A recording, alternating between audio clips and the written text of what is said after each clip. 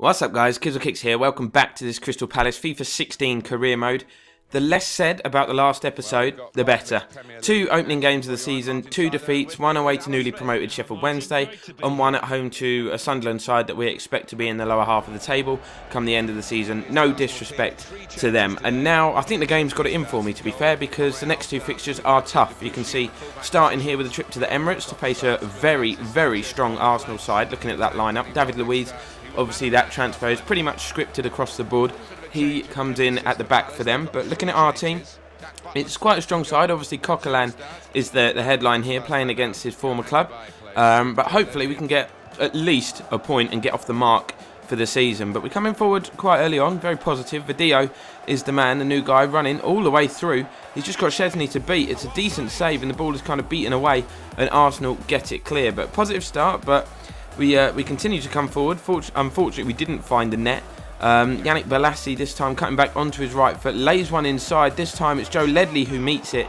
He didn't quite strike the ball as he was intending to do so. Very poor effort. If he'd have got his foot behind that, it could have gone anywhere. But Arsenal showing that they had some threats of their own, unleashing that shot from about 30 yards, coming back off the post, and then a mistake from Jack Butland as he throws the ball straight to an Arsenal player. Alexis was the one who had the final shot. Butland not in his goal, but fortunately for us, Alexis didn't have his shooting boots on. So half-time, so far, so good, I'd say. A fairly even contest. Jamie Vardy did pick up an injury that he was able to run off, but we thought it would be best going into the second half to bring on Dwight Gale. We don't really want to be carrying an injured striker. Of course, Berahino is injured as well, so Gale was the man to come on, and he had a golden opportunity just after the break to give us the lead.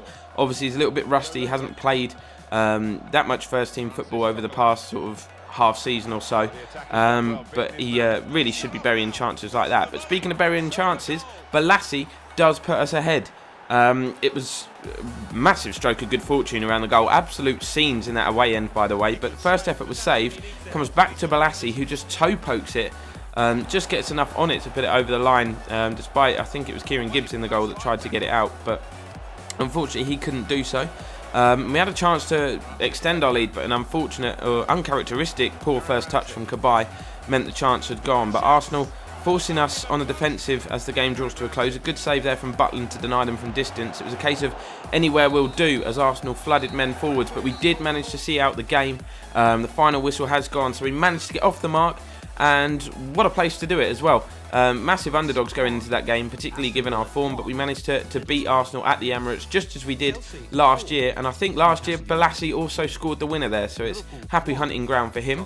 You can see Jamie Vardy is going to be out sometime. He's got a broken toe, which is not something we're pleased about. And even though we're recording in advance, of course, we still had some suggestions come in for some transfer ideas. So you can see me adding these players to the shortlist now. We've had a few more since the last episode. Congolo, Moses Simon, lots and lots of players. We will be adding them to the shortlist, guys, and we'll be going back in come January, unless, you know, we get some sort of influx of money, which I'm not expecting. I'm quite happy with the squad we've managed to assemble. I don't see myself selling any big name players. Sacco is probably the only guy we're going to see depart the club, as long as we can get a fairly decent amount of money for him. Obviously his market value is only 2.8. We're asking Newcastle here for 4.75 million. Whether they match it or not is up to them. You can see the inquiries we sent. We don't have the budget to make bids for those players at the moment, but you can see one final offer coming in from Newcastle for Sacco, and we decided to actually accept it. He's not going to play. He didn't play at all last season, and when he did, he was poor. A couple of comments on the video saying, you know, that Palace we can survive without Sacco, particularly if he's going to sit on the bench. So he moved to Newcastle, St James's Park. Enjoy the weather up there, mate. But next game is another tough one. You can see the fixture god's not being too kind. It's Liverpool now. At least we're at home.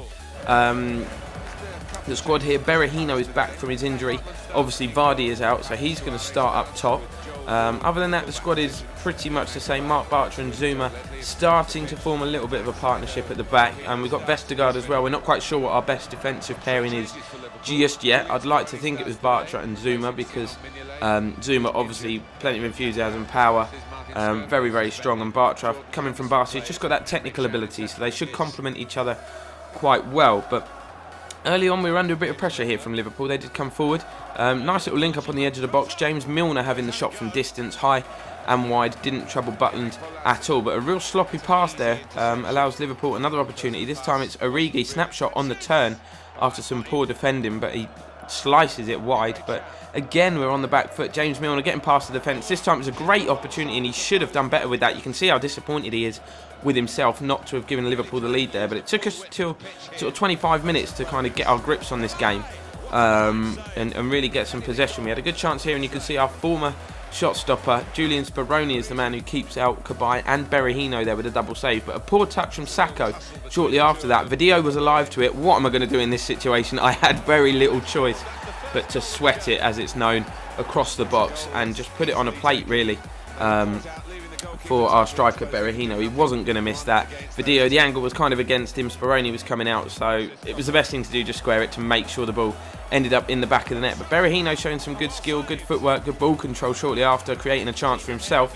But the half-time whistle went, and we find ourselves 1-0 up at the break. So 45 minutes for us to hold that, to get another, to get back-to-back victories and really make up for our poor start. But Liverpool come flying out the box, blocks even, for the second half, as you'd expect, being behind. You can see some poor defending here allows Danny Ings to get the opportunity. They worked it inside to him fairly well, but they just had so much time. I think it was Nathaniel Klein who played the ball. Yes, it was, who gets the assist there, but just no marking, no closing down whatsoever, and Liverpool are level, and now the momentum, of course, is with them. But Cabaye picked up the ball in midfield. It's a beautifully weighted pass. Berahino, once he's got the wrong side of his man, you're not going to catch him, and he applies a superb finish to give us our lead back with just under half an hour remaining in this game. So it's the second time we've taken the lead in the game. Hopefully now, this time, we can see it out defensively, but perfectly timed run, perfectly weighted pass, and a really, really good goal. It all come from nothing, really, just picking up possession in the midfield. But we're going to keep coming forward. I don't want to sit back and defend, because that's when we tend to concede. Joe Ledley having the effort there from distance, but Speroni manages to save it and keep hold of it as well, which was quite important. But Liverpool coming forward, you can see Sturridge cutting inside. Beautiful defending, committed defending, I should say, from Kurt Zouma, as he blocks the shot, just putting his body on the line. The corner comes in. We don't deal with it that well. Liverpool keep the attack alive. You can see them, just a couple of passes, quick passes, one touch stuff on the edge of the box, and then Castan, just with a first time effort on the turn, manages to just smash the ball into the back of the net, and that was pretty much undefendable. It was one touch stuff. I had no chance or no time to put a challenge in whatsoever. So for the second time in this game, Liverpool get themselves back on level terms. We make a triple change. Gale, Zaha and Sinclair all coming on, just for fresh legs for the last 15 minutes, really. Obviously, we want to go back up the other end and get ourselves back in front.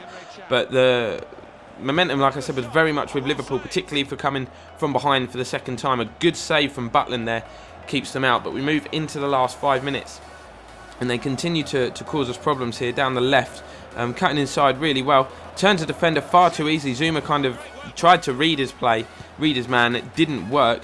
Committed himself to the challenge and very nearly paid the price. Thankfully, Butland kept his concentration and kept it out again. But the corner came in. Butland gathered it and set us on the counter-attack with a beautiful kick out to Yannick Bolasie. He's got a lot to do here, but he beats two men. Can he cut back inside onto his favoured right foot? He can. Last chance of the game, surely. And the ball cannons back off the bar. So unlucky. And when we looked at this again, actually Liverpool have our former shot-stopper, Julian Speroni, to thank. He gets the faintest of touches just to divert the ball onto the bar. So we're really, really unlucky not to snatch victory in the final moment of this game. But a draw, on the whole, probably a fair result. Liverpool had a lot of very good chances. Butland made a few saves as well, so I'm not going to complain too much. It's just nice to, stop the rut. It's 2 games in, and I felt like our season was collapsing already. But we managed to pick up 4 points here against Arsenal and Liverpool, so a good return. We're down in 15th place, unfortunately, but only 4 games played, so the table is still wide open. Chelsea atop. Sheffield Wednesday, who smashed us, are up there in second. So maybe the defeat wasn't as bad as we first thought, but as you can see, teams are all over the show. The table hasn't taken any sort of shape yet, so nothing to worry about. We just need to build on the results we got in this episode, in the next one, and in the next 2 games. So thank you very much for watching the vid, guys. Follow me on Twitter and Facebook. The links will be in the description below. Make sure you drop a like on the video and subscribe if you're new to the channel, and we will see you again next time.